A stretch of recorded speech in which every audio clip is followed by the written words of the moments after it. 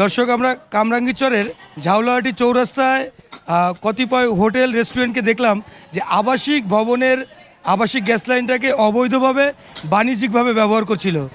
Hour Bangladesh team তৎক্ষণাৎ বিষয়টি Titas metro বিপণন 5কে জানালে সেখানকার নির্বাহী ম্যাজিস্ট্রেট, প্রশাসন এবং তিতাসের কর্মকর্তাদের সহযোগিতায় তাৎক্ষণিক কিন্তু আপনারা দেখতে পাচ্ছেন তারা সংযোগটি বিচ্ছিন্ন করছেন।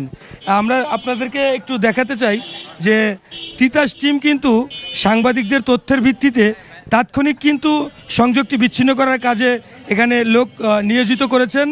এভাবে যদি প্রত্যেকটা অঞ্চলে অবৈধ গ্যাস সংযোগ কর্তনে তিতাসের সুদৃষ্টি হয়, তাহলে সরকারের রাজস্ব থেকে শুরু করে সাধারণ মানুষ যারা গ্যাস ভোগান্তিতে ভুগছে, যারা গ্যাস সংকটে ভুগছে, কিছুটা হলেও এই সংকট থেকে উত্তরণ সম্ভব বলে সাধারণ মানুষ মনে করছেন। এটা তো উচিত না, হিসাবে অবৈধ গ্যাস তো ব্যবহার করা উচিত না। সরকারিভাবে নিয়ে যদি চালায় এটা হলো একটা বৈধ চলে, এটা চল ঠিক আছে। গ্যাস আমরাও পাই না, পাক ঠাক করতে অনেক কষ্ট হয়। তো অবৈধ গ্যাস আমি মনে করি বন্ধ করে দেন, বন্ধ করে দিলে তো ভালো, তাহলে আমরাও গ্যাসটা পাই। যে ভাড়া থাকি, ভাড়া তো বাড়িওয়ালা ঠিকই নেয়, কিন্তু গ্যাস যে পাই না, বাড়িওয়ালা গ্যাসের লেগে অত টাকা কম নেয় না, কয় তুমি থাকে থাকো না থাকো যাও গা।